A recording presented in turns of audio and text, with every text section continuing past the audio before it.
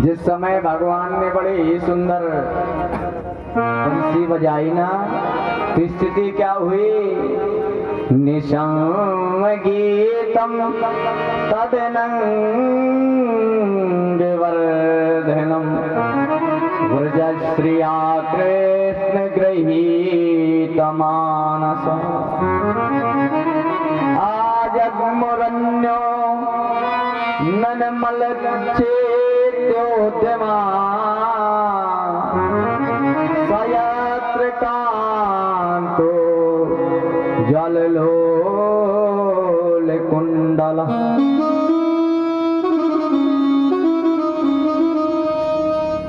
अच्छा, भगवान ने एक बार नहीं, भगवान ने 2 बार बंसी बजाई, लेकिन दोनों बार में फर्क है। बंसी 2 बार बजी, भगवान ने गोपियों के लिए 2 बार बंसी बजाई, लेकिन दोनों बार में भिन्नताएं हैं। पहली बार बंसी बजी तो सुखदेव जी ने संकेत दिया, इत वेणु रवम राजन सर्वभूत मनोहरम। सर्वभूत मनोहरम जब भगवान ने पहली बार बंसी बजाई तो सब जगह सुनाई दी, लेकिन इस बार जब भगवान ने बंसी बजाई तो जगो कलम्बाम दशाम मनोहरम, इस बार की बंसी केवल ब्रज मामाओं को सुनाई दी।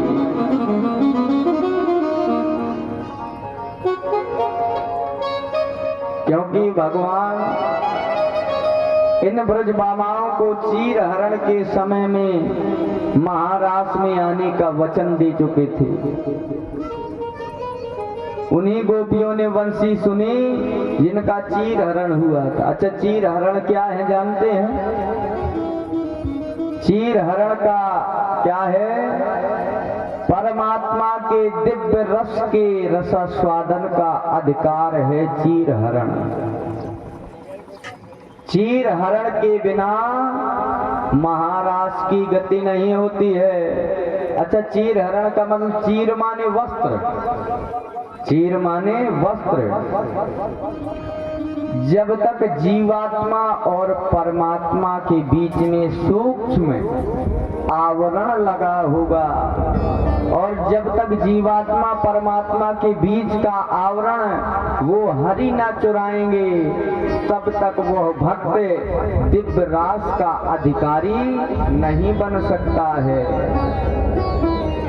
तभी तो कई रसिकों ने कहा है कि घूंघट की पट खोल तो ये पिए मिलेंगे। अब घूंघट के पट का मतलब जानते हैं? जीवात्मा और परमात्मा के बीच का जो घूंघट का पट है, माने बीच की दूरी है, जो कपड़ा लगा है, उस कपड़े को खोलेगा कौन?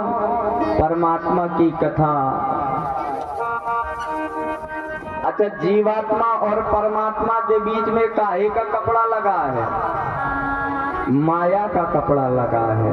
इसी माया रूपी कपड़े का जब परमात्मा हरण कर लेते हैं,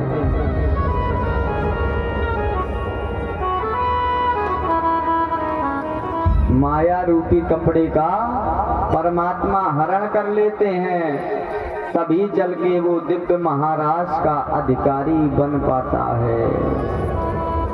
बोलिए बांके बिहारी लाल की। अच्छा, किसे भगवान मिलते हैं? जिसे भगवान जनाते हैं कि सोई जाना ये जेहि दे ये जनाए, सोई जाना ये जेहि दे ये जनाए।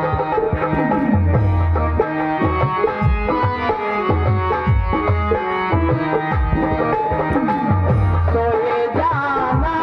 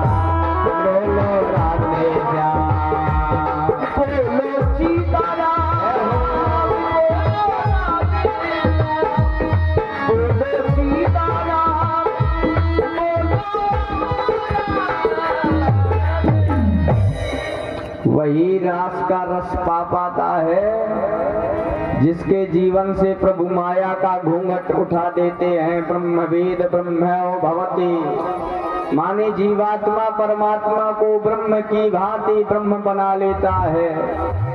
जहाँ पर ब्रह्म का अपरोक्ष साक्षात्कार होता है, उस दिव्य रस का एक बार रसस्वादन जिसने कर लिया वही महाराज का अधिकारी बन जाता है।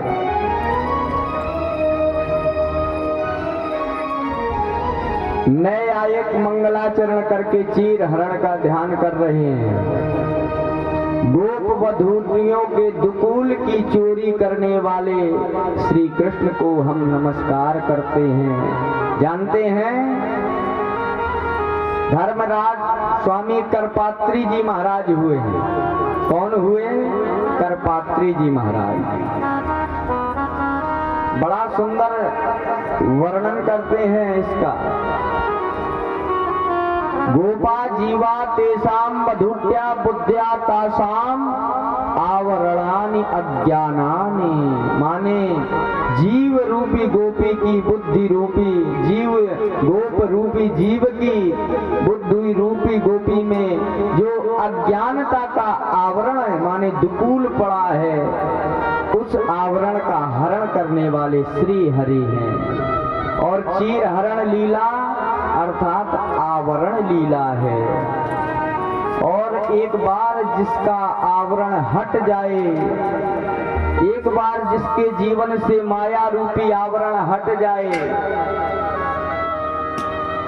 फिर वो जीव चाहे जितना संसार में बना रहे, वो माया उस जीव को कभी प्रभावित नहीं कर सकती। जो माया में रहकर भी माया से अलग रहे वही तो है महात्मा। माया में माने संसार में रहकर भी जो संसार से अलग रहे वही है महात्मा। और बाकी जो संसार में रहकर संसार जैसा रहे वो है आत्मा। आत्मा और महात्मा में थोड़ा फर्क है। आत्मा महात्मा और परमात्मा। आत्मा इस देह में रहने वालों की सबकी आत्माएं हैं। देह में रह करके देह के नातों को हम मानते, वो आत्मा का काम। और इस देह में रह करके इस देहधारियों को अगर हम इनसे दूर रहने लगे, इनमें लिप्त ना रहे, वो है काम महात्माओं के। और जो दुनिया में रह करके भी दुनिया को अपने जैसा बना दे, वो काम है परमात्मा के। महात्मा का स्वरूप होता है कि तिनके की तरह संसार से इस संसार को त्याग देते हैं। ये संसारी पकड़ता है और महात्मा छोड़ते हैं। अच्छा, एक रेलगाड़ी में एक महात्मा जी सफर कर रहे थे। एक रेलगाड़ी में एक महात्मा जी सफर कर रहे थे, तो बढ़िया सुंदर वस्त्र पहने और एक माला झोली एक झोला लिए बैठे थे। उसी में एक सेठ जी थे, बढ़िया आपस में सत्संग करते, रेलगाड़ी चली जा रही, वो सत्संग करते जा रहे। तो सेठ जी को लगा कि जैसी अटैची हम लिए हैं वैसे ही अटैची महात्मा जी लिए हैं, तो बताओ संसारी में और महात्माओं में क्या अंतर है? अरे हम तो अपने परिवारी जनों के लिए ये सामग्री लिए हैं, लेकिन ये महात्मा किसके लिए ये सब जोड़े हैं? माने मन में तुलना करने लगा कि संसारी और महात्मा में कोई अंतर नहीं। जो ज्ञान इन्हें है रामायण का, वही ज्ञान हमें भी है, तो हम में और महात्मा में कोई अंतर नहीं। महात्मा जी सेठ जी की सब बात को समझ रहे हैं। रेलगाड़ी आगे चल के एक स्टेशन में रुकी, और जो एक स्टेशन रुकी तो कहा कि भगत जी चलो जलपान हो जाए। बोले सामान? बोले पड़ा रहने तो यही सीट के पास में दोनों का सामान पड़ा है। जलपान किया, रेलगाड़ी चलने लगी। तो वो सेठ भागा, बोले महाराज रेलगाड़ी जाने लगी। अरे बोले जाने दो, तुझ में और मुझ में क्या अंतर है? अरे सामान तेरे पास भी है, सामान मेरे पास भी। उस रेलगाड़ी में तेरा भी पड़ा है, मेरा भी पड़ा है, बैठो आनंद करो। अरे नहीं नहीं महाराज, बहुत कीमती है। अरे बोले मेरे बैग में भी बहुत कीमती है। एक खींच के लगाई महात्मा जी ने, तुझे समझ में आया? बोले मेरे पास सब कुछ होने के बाद भी मैं चुटकी में उसको छोड़ देता हूँ, और तेरे पास कुछ ना होने के बाद भी तू उतने से सामान के पीछे भटक रहा। यही है जीवात्मा और महात्मा में अंतर। मानो आज गोपियां महात्मा बन गई।